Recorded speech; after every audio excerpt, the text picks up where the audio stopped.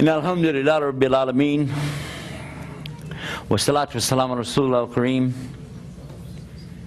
أشهد أن لا إله إلا الله وحده لا شريك له وأشهد أن محمدا عبده ورسوله. Assalamu alaikum wa rahmatullahi wa barakatuh. Some of you know I used to be a businessman. I like business.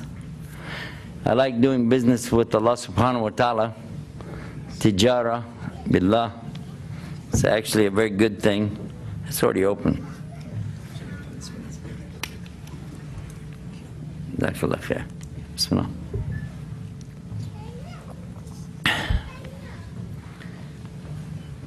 So to get started, what I'd like to do is inventory.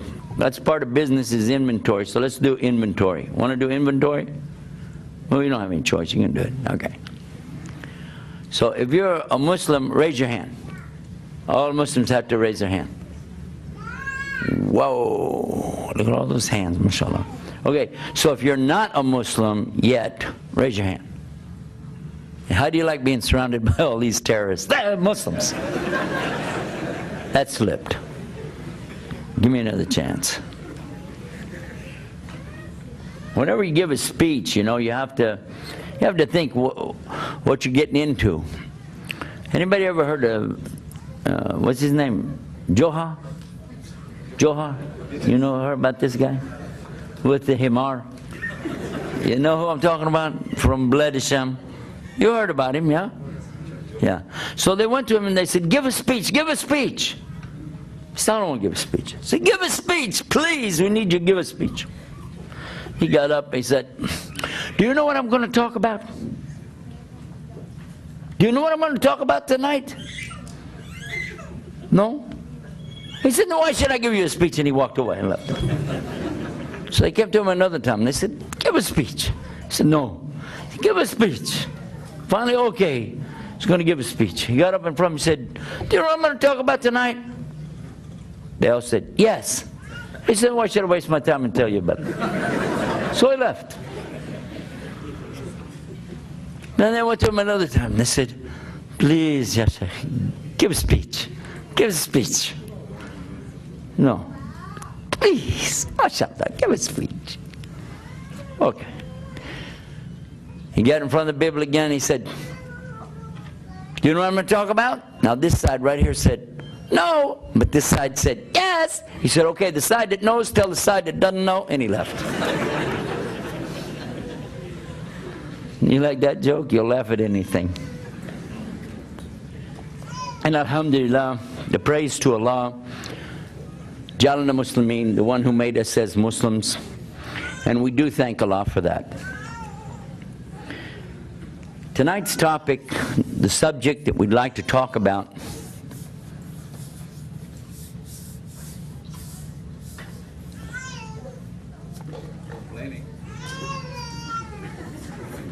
we're recording this program, so I want to wait until we get this subject taken care of, because I don't want people to see it in the future and say they're torturing their children.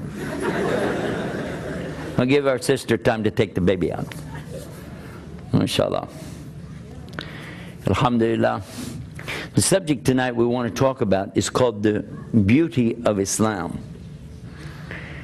Some of you probably have heard a lot of things about Islam. We've heard about Islam is peace. We've heard Islam is inclusive. We've heard Islam is a way of life. We've heard Islam is the fastest growing religion in the world. Heard many things about Islam.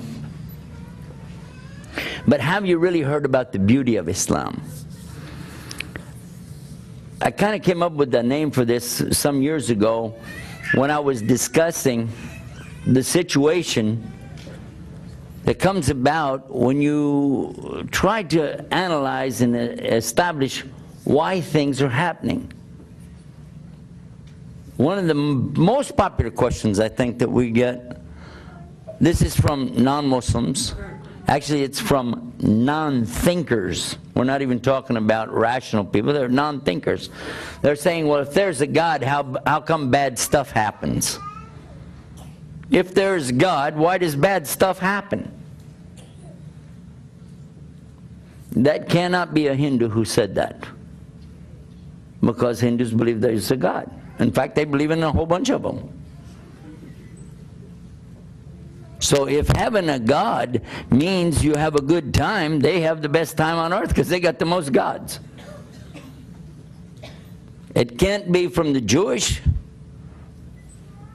could it? Because they have a God. Christians have a God. Some Christians think they have three that's equal to one, and one equals three, and you don't want those guys doing your income tax.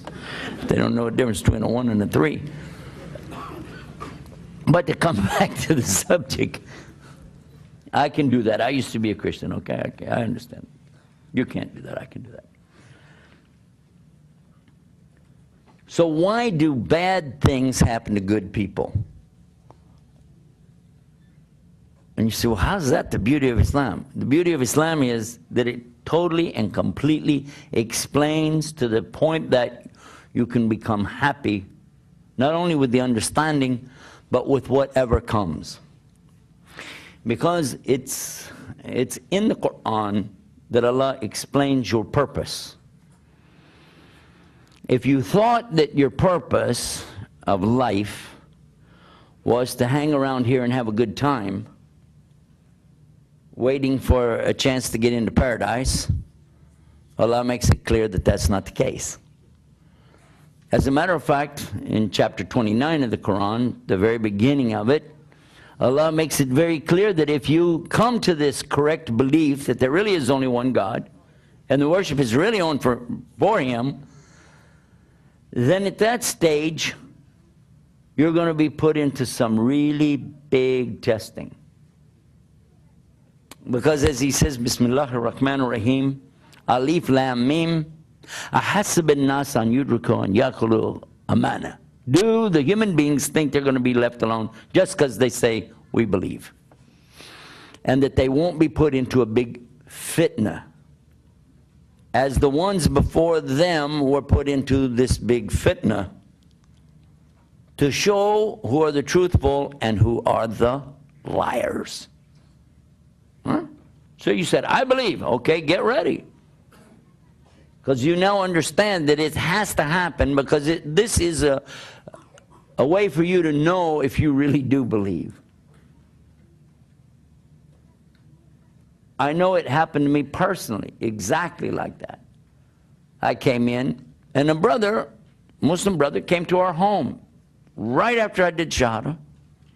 And he said, I want to sit with your family, I want to talk to you guys and tell you what's going on. Because all of us had come to Islam at one time. Alhamdulillah.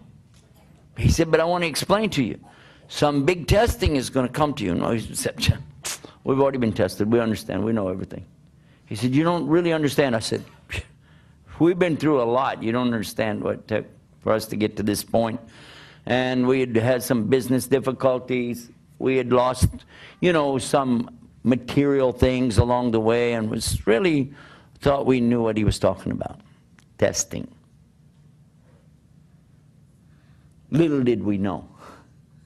We had no clue what was going to come next. It became unbelievable, the things that kept happening and happening and happening between July, which is when we did Shahada, and January of the next year. What is that, 6 months? Is that 6 months? What could happen in 6 months? Well, I'll tell you how bad it was. From a guy that used to have, membership in these major golf courses. I lived on a golf course, walk out my back door. I was on the 14th hole of the Masters in the country club I belonged to in Dallas. Had my own planes, okay? Homes with swimming pools. You get what it's like, right? Nice. Huh? 6 months later, I have an old school bus. That's all that's left out of all the inventory of all the vehicles I had. An old school bus. And it caught on fire. And it was about to blow up with 40 gallons of gas in it. I pulled out the fire extinguisher and was going to try to put it out. And when I pushed the button, it went, it was defective. I didn't know what I was going to do. I got a tow truck. I got it out. I threw a blanket over it. Got a tow truck. Took it out to a junkyard. I was thinking, what happened? How could I be in such a shape, you know? Left the truck there and at this junkyard, 10 miles off of the main drag, the main road. And I asked the guy there to give me a ride back out to the road, you know. Just give me a ride out to the road and I'll try to catch a truck or something and go back because, you know, got to get home, which was many miles away. Actually, I was in Oklahoma and I had to go back to Texas.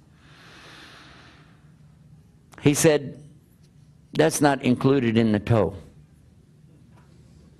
I said, well, how much is it? He said, I don't feel like it. Just go out there and somebody will give you a ride. I said, go where? It's an old dirt road. He says, there it is. So I stood on the side of that dirt road and I was really thinking, what have I done wrong to be in this condition?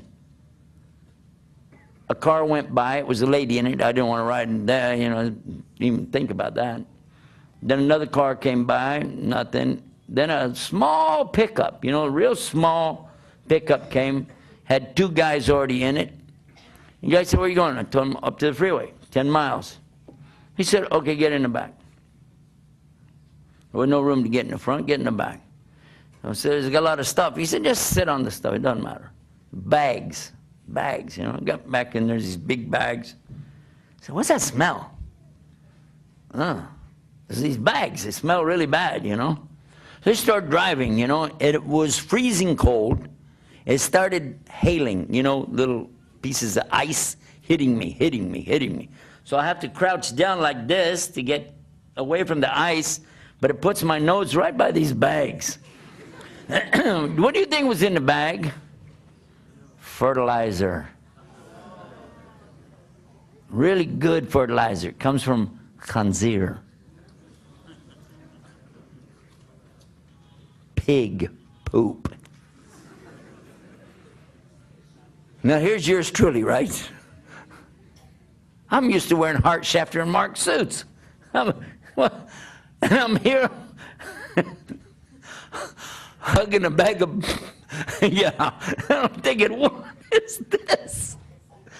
It was so cold. My eyebrows got ice in my eyebrows, you know. And when we finally got up to the road, I said, do you mind to take me just to the other side because I need to go? He said, no, we're going this way.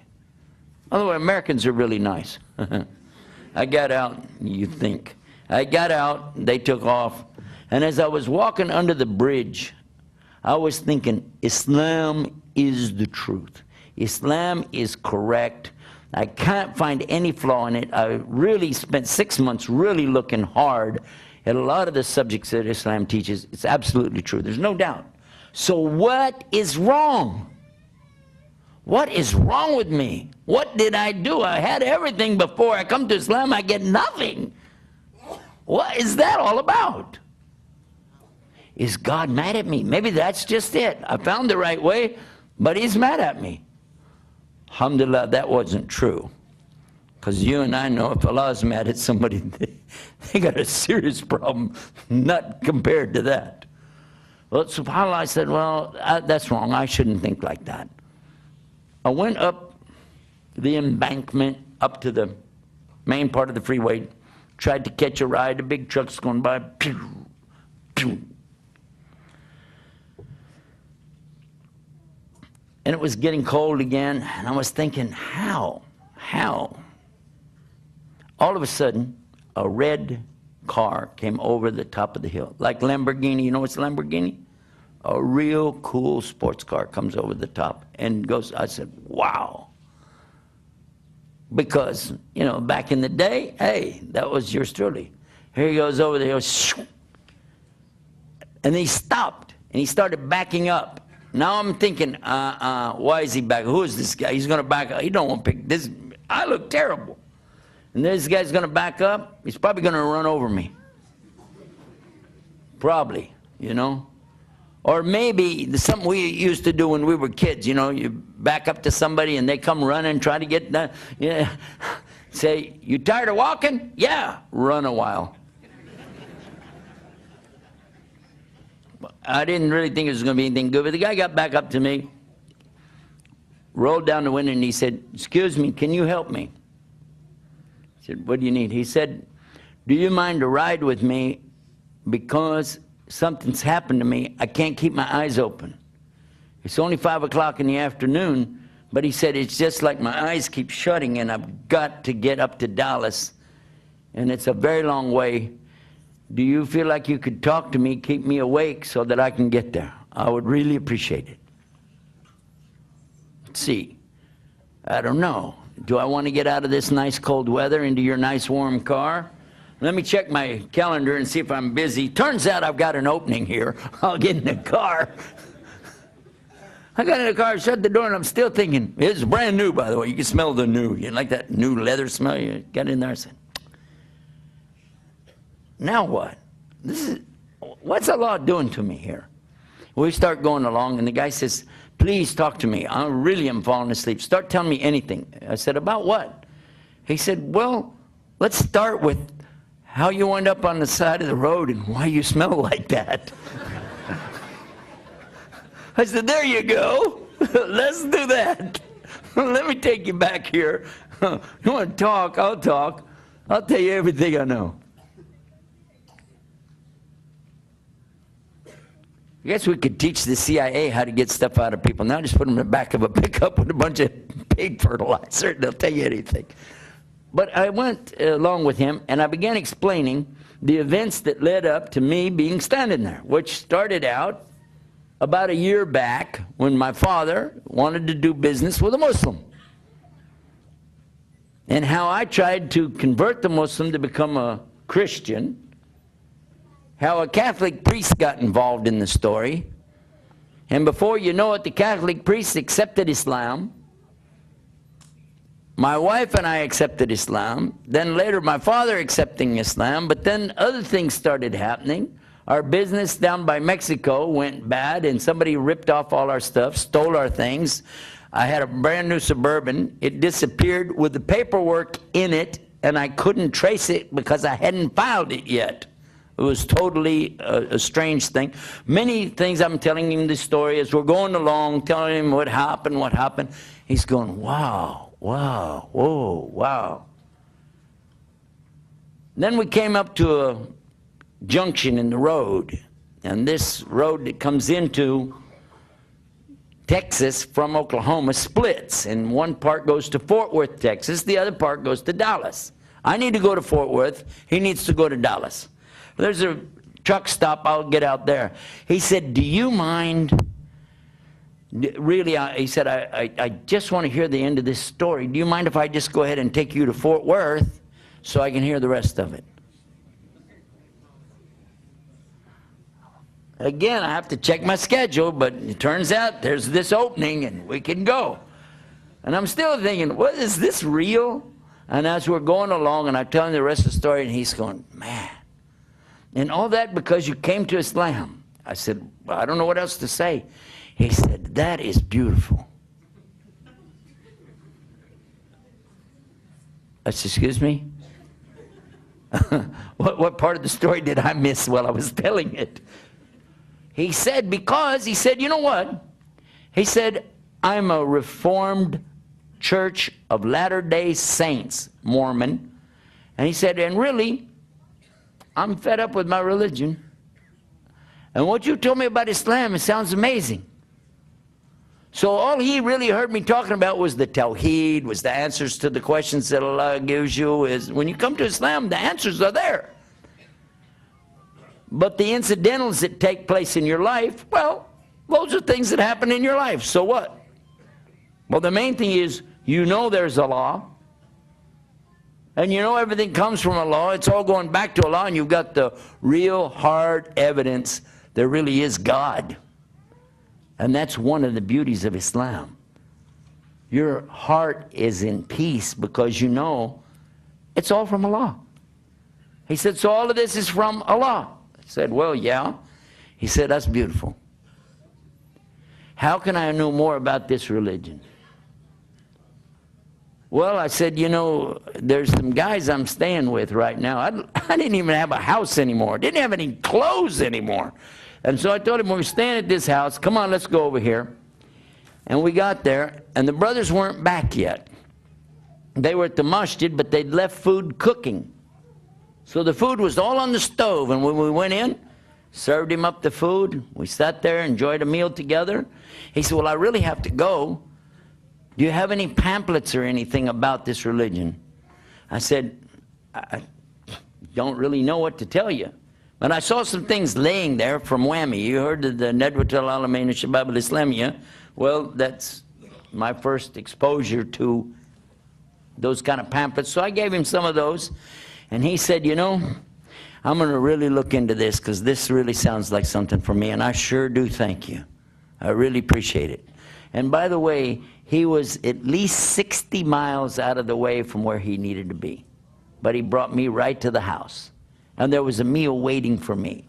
A meal, hot meal, waiting for me. Now, I didn't know that was going to happen, did I? A few hours before, I was standing out in the snow and the ice. Huh? And now here I am in a nice warm house, got food to eat. And what a lovely ride I had. And maybe he made shahada, I don't know. But if he did, maybe Allah will even count that as me giving effort to somebody to get to Islam. Now, in this story I just told you, did you see any beauty there? Huh? Or did you just hear, oh, this guy had a hard day, and it was really a lot of problems, and blah, blah, blah? What if I had not been there? What if I had not been there? And the man fell asleep and had an accident and died and never got to Islam. What if? Now, that's not the qadr of Allah. This is the way Allah wanted it to happen. It happened according to His plan. I'm just showing you, though, if you change anything in Allah's plan, weird things would happen. Allah knows what's best.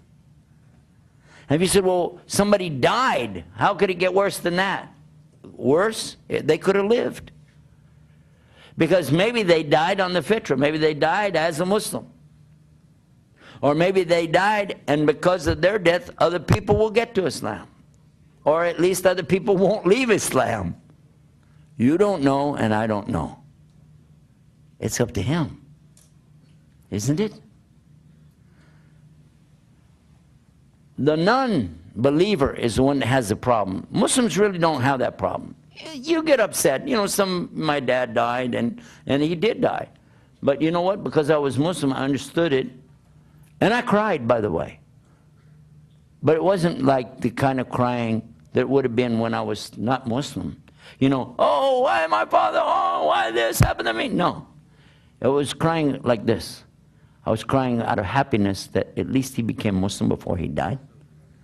Crying out of happiness because I know, although I'll miss him for a while, we can be reunited in Jannah together. And crying also because I know that this is qadr of Allah, and all of us, we're going to come to this sometime. And by the way, the Prophet ﷺ, Prophet Muhammad, peace be upon him, when his son died and he was holding him, he cried. They said, even you are crying? And he said, all of us, we have our moment of this. We have feelings, we're humans. So yes, you can cry. Everything that you want to know about your life in general, or your life in particular, is in Islam. Do you like to know how you're created and what's going to be your ultimate end in this earth? Do you want to know? It's easy. Allah said in the Quran, the very first words He told you, Bismillah. Bismillah ar-Rahman ar-Rahim. Iqra bismi rabbika alladhi khalaq. خَلَقَ الْإِنسَانَ مِنْ عَلَقٍ. Here Allah is saying, and these are the first words revealed, recite in the name of your Lord, the one who is the creator, created the human beings from an alaqa. An alaqa is what?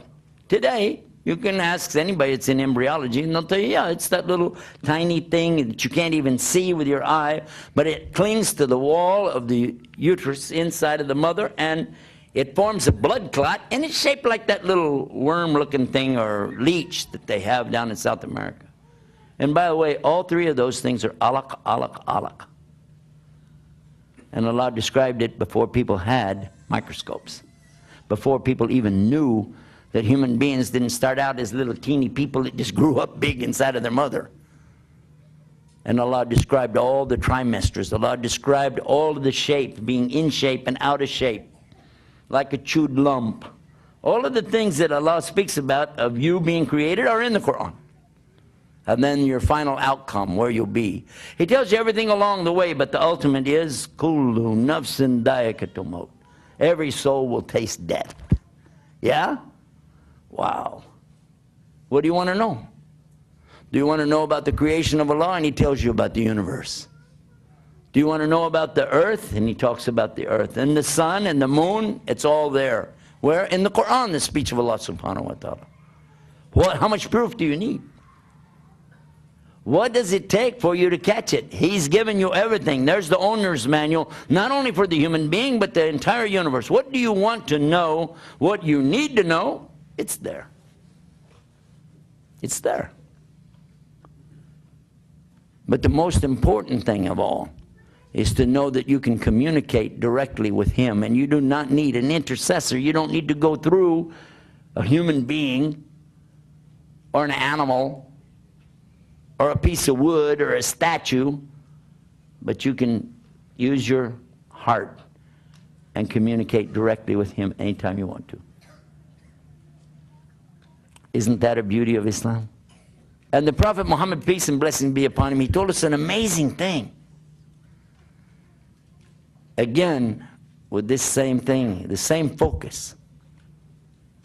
Ajib.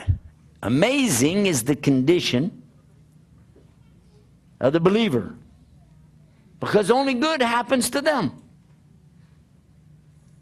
When anything good comes their way, they make shukr, thank you to Allah. But any difficulty, any fitna, major calamity comes their way, they make sabr, which is to be persevering, steadfast, patient. And it's all good for them, he said. But only in the case of the believer. Only in the case of who? The believer. That's the beauty of Islam. Somebody comes to you and says, oh, guess what? Somebody left you $10 million. Alhamdulillah, mashallah. It was good. Or somebody come to you, you just lost $10 million. Alhamdulillah, mashallah. It's from Allah. Muslims really do have that, more so than any other people I've met on earth. By and large, across the board, you look and see and watch the Muslims. Watch them. When things happen, you will see faith in action. This is one thing you can't fake. How you respond when somebody gives you the news of the death of a loved one. You can't fake it. Somebody come to you and say, oh, by the way, there was an accident. Somebody you love real close to you, somebody maybe in your family, they died. What does a Muslim always say? Inna lillahi wa inna ilayhi rajiun. From Allah we came, and to Allah is the return. Yeah? And again, that's what? Beauty of Islam. There are so many things that we can recognize right here today as a beauty. When we see difficulties for Muslims around the world, do we see that? A lot of people talk about it. I've even had people write to me, email, and say, well, if your religion is so great and the Muslims are supposed to be in the right way, how come they're the ones who suffer the most in this world? Why is it? This is somebody attacking Islam by saying this. Why is it that the Muslims are the ones who are having the most earthquakes and tsunamis and floods and pestilence, deaths of all kinds, and their children are starving to death in different places, and la la la la la? You've heard it, yes? Yeah? But what happens if you go to those countries, if you go to those places, right after the tsunami, for instance, immediately after the tsunami, I happened to be in Chennai, India at the time. And we were gathering up stuff to send to them. And I told the brothers, don't wait any longer, get it over there now. They said, we want to get a bigger box. I said, don't. I've worked disasters before. And the first thing you got to realize is that the people need help immediately. They don't need it a week later. Because a week later, everybody's out there with their bunches of stuff and they don't need it anymore. You know, what can you do with 50,000 blankets? You know, get it over to them. So they did. And when they came back, they had to take a boat over there. And they came back, they said, you can't believe it. Said the only thing they wanted, the only thing, they didn't care about the clothes, they didn't care about the food. They said all they wanted was a hug. They just want to hug us and say, Salaam alaikum. They said, we're so happy because we'd lost communication with the rest of the world. We're so happy you took the time just to come and let us know you know what's happening. We just want to know that everybody knows what's happening here. We had a big flood. And said, we all know. We know you had a big flood. And so, alhamdulillah, this was what the Muslims said. And they immediately turned their masajid, the mosques, into what? Clinics and centers where the people could gather. Didn't matter if they were Muslim or not. Hindu, atheists, didn't matter. Just come on. And the people came there and they were able to get food right away. Why? Muslims are set up for that. You know that. Many of these mosques, masajid in these islands and so on, are set up for Ramadan because we feed so many thousands of people during Ramadan. So they have the big pots. They have the big pans, they had the big areas, and they already know how to set out the sufra and feed the people, and they did. And they were feeding everybody. And in the newspaper, when they wrote about it in the West, they said religious centers opened up some. Well, at least they didn't call them churches, right? Muslim churches opened up today for the... Okay, whatever. The beauty is, when you see these things, you can also remember that this fulfills prophecy. Prophet Muhammad sallallahu alaihi wasallam, peace be upon him, prophesied every single thing we see today, true or false. Did he prophesy that if you get into my religion, you're going to be living real easy, it's going to be so nice, you get big cars, you're going to have... Did he prophesy like that? Or did he tell them it's going to be tough? No, he told them it's going to be tough. And he also talked about the last days and the condition. And one of the things that he talked about is there would be a strong love for the material world. And people wouldn't really be taking care of their religion as they should. In fact, they would be dividing themselves up into groups rather than staying together. Did that happen? Have Muslims done that? It's one of the things we know for sure. Did he also tell us in the last days, one of the signs will be that the children will be so bad that it will be like you gave birth to your own masters and you became a slave to your kids? And we see that. We see that. Especially in the West, kids are telling their parents what to do every day. And the parents are doing it. And did he say also in this same hadith, saying that the Arabs would, in the desert, would be building tall buildings in competition to see who could build the tallest one? Huh? Do you think that's happening? Duh. I was in one city here in the Gulf, and they were putting up this big building. Actually, I guess it was here in Jeddah a year ago.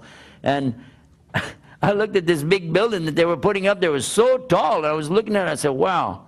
I said, excuse me, what about this building right next to it? There's another building right next to it. It's an office building. This is an office building? I said, yeah. I said, well, that one right there looks like a nice office building, and it's empty. Nobody's in it. So why do you need to build this one? He said, so it'll be taller. This is another beauty of Islam. You can look around you and see the prophecies have come true. No mistakes. Here's another beauty in Islam. The Quran itself. The Quran is such an amazing book that we have a whole website dedicated to the Quran called allahsquran.com. We don't have anything else on there except about Quran. allahsquran.com. Then for the explanation of it, we have another website called qtafsir.com. Now, these are both English websites. One of the statements that we make in the website is this, that it's the only book on earth that if we lost every book on earth, we could bring it back exactly as it was. Page for page, paragraph for paragraph, sentence for sentence, line for line, word for word, dot for dot, with no difference in it. Because we have so many people on the earth today who have totally committed every single word to memory. There is no other book like it. And no one can produce anything like it. Try, go ahead. Find anything that you can make with 604 pages in it that people would want to memorize. We have some guests that are not Muslim yet. So I'll just ask you Muslims, respond so that they will know. How many of you here would really like to memorize the whole Quran in the Arabic language? Raise your hand. If you don't put your hand up, maybe Allah's not going to give it to you. Hello, second chance. Here you go. Get it up there. Now, watch this. Ask at a university, like when I go to these big gatherings, ask them, how many here would like to memorize their Bible? They go, why? Let's do this. And I've done this before in the universities too.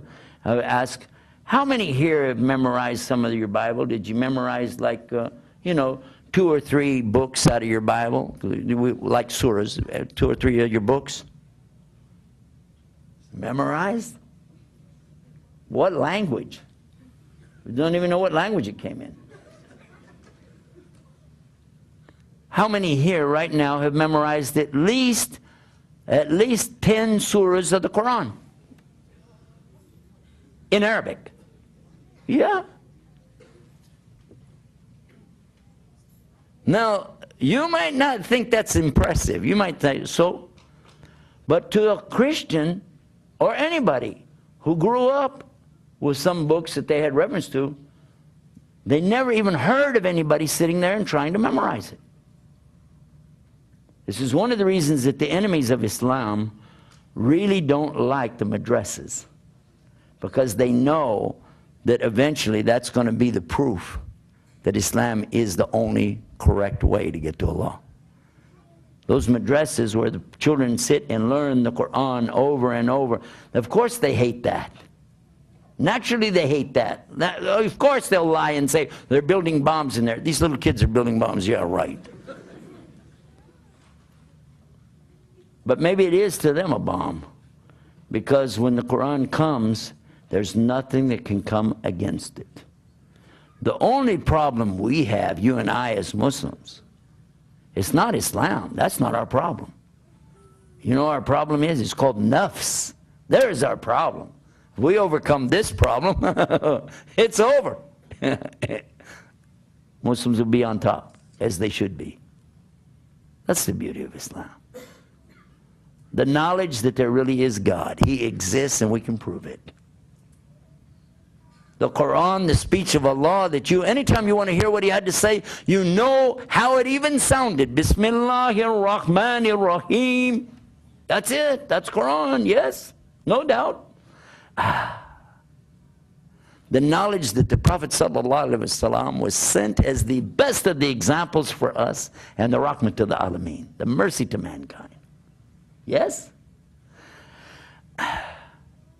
And knowing too that Allah said in the Quran, the only thing He won't forgive is setting up partners with Him in worship. Anything else He can forgive. So as long as we're Muslim, as long as we really believe La ilaha illallah, and try our best to put it into practice, Muhammad Rasulullah, meaning to follow Him, we got a real strong chance of going to the best place it can be in the next life, where everything's the way you want it. all the time. And it's beautiful there too. That's the beauty of Islam.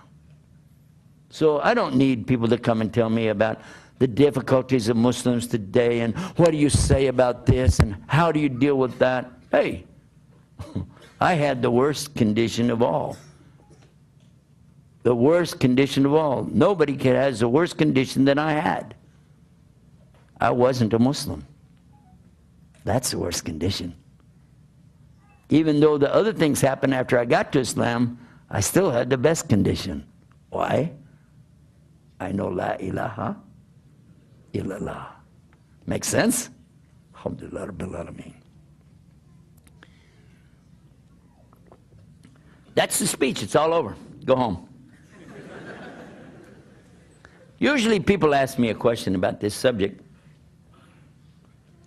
And it happened to me one time. I was in Egypt. I'd just gone to the Nahar Nil down, I don't know if you know, it was Beni Suef, or you know as Minya, these places down in Upper Egypt. When we arrived down there, my host had asked me a question and I didn't know how to answer it because I never thought about it. He said, what is it like, what, you know, mentally or what feelings and so on, to go from some other religion to come to Islam? What is it like? I said, I don't know how to explain it. Well, the next day while we were sitting there on the side of the river watching the, you know what's Wird al-Nil? Wird al-Nil. It means the flowers of the river, the Nile River, the Nile River, going by. So peaceful. I mean, this is an amazing place. So lovely. And I said, okay, I can tell you. He said, tell me what? I said, remember you asked me the question, what it's like to go from another religion to come to Islam? He said, yeah. I said, I can tell you, but I need one word from you. Help me with the Arabic. He said, what? I said, you know the boat? On the back of the boat, there's this thing like this, you can steer with it. What is that in Arabic? He said, daffa. Daffa. I said, okay, I got it. Here we go. I said, imagine that you're in that boat. There was a boat there. I said, imagine you're out in the boat and you're out in the middle of the river right now. You're in the boat, in the river. But you're blindfolded. Can't see. Oh, and your ears are... and you can't hear. Huh?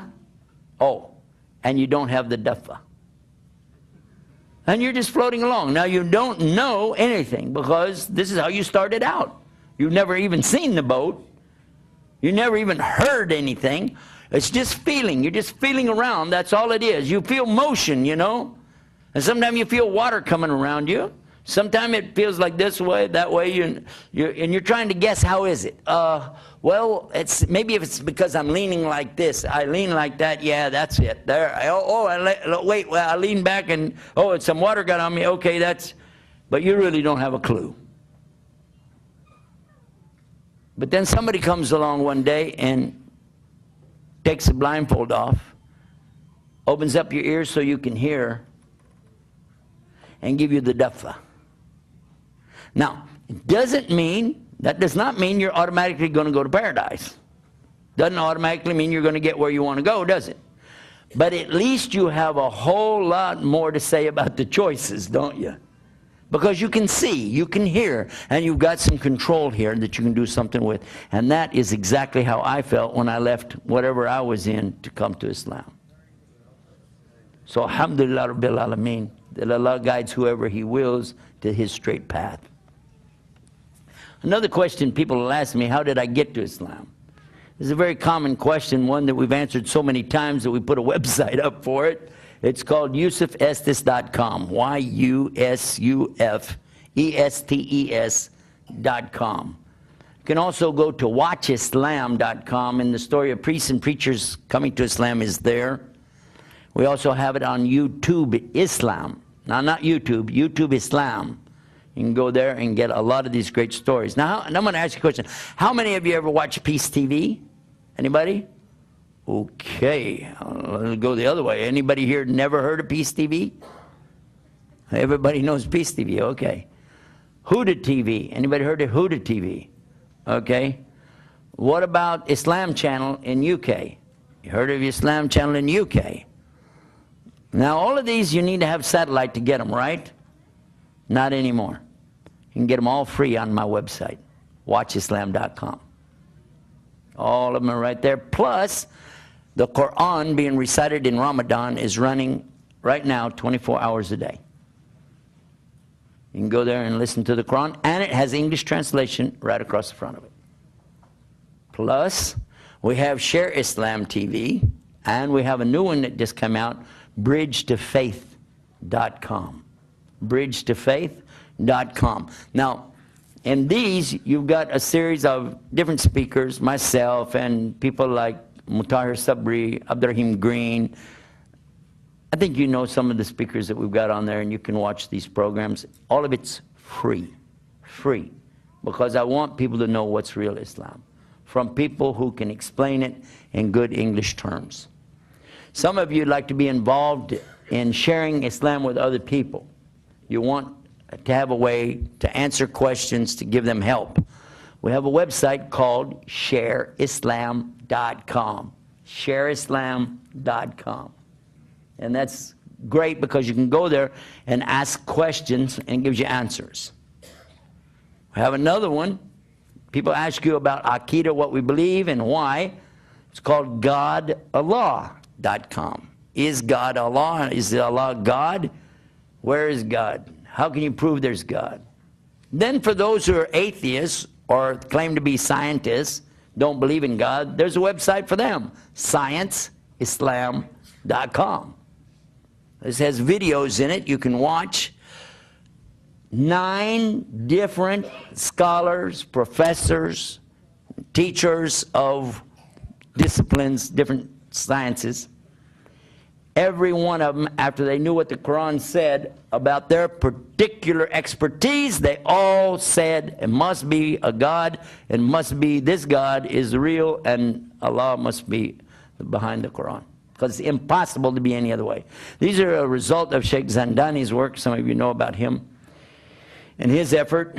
I would like to mention to you that the last one, the 9th one, when you play it, the scientist, professor, when he's talking, stops and he looks at the camera. He said, I guess it's time for me to say, Ashhadu an la ilaha illallah, Ashhadu Muhammad Rasulullah.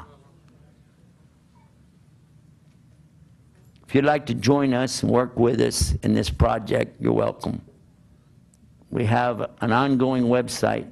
Right this minute as I'm sitting here, there are people learning about Islam from it live. It's called chatislam.com. chatislam.com. We have volunteers who come on and speak and then answer questions. Inshallah, I'm planning on recruiting a particular Daya here from this community to be one of those to help us do that. But the brothers, they don't like their names mentioned and so on, but we'll have somebody, inshallah, from this community doing the same. We have, again, many good teachers. Some of them you've heard of before who come on, like Dr. Bilal Phillips. Some of you heard about him. And some of you have heard about Mutahir Sabri and the work that he's done. Salim Morgan, not very famous, but he used to be here, very well known 25 years ago. We're getting him out of retirement and putting him back on the internet and helping us with that, myself. And what happens is when these people come into this chat room, they get to hear something that they didn't ever hear before. Easy English, they can understand what's going on, and then they can ask questions, and they can get real answers. But just in case you want to ask a question, and you said, they didn't have time for my question, okay? If we have it, you can access it. Go to search for Islam, 3 words. Search for Islam, but write it like one word, .com. Searchforislam.com, and it's a little box. So come up and you just type in the keyword. You want to know about music. What's the role of music in Islam?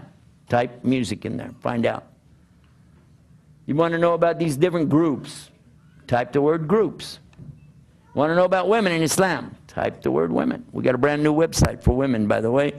Ladies, listen up. It's called islamswomen.com. And they sent me some new, it's brand new. We're just putting it up now. They sent me some new graphics for it, some beautiful backgrounds today to approve it. Really going to be tasty. You're going to like it. It's really sharp. And brothers, if you go to this website, islamswomen.com, you do have to lower your gaze while you look at the screen. Now that was funny. You could have laughed a little bit more than that. You're still here. I told you to go home. MashaAllah. Do we have any questions? We're going to do that? Jazakumullah khair. Wassalamu alaikum wa rahmatullah.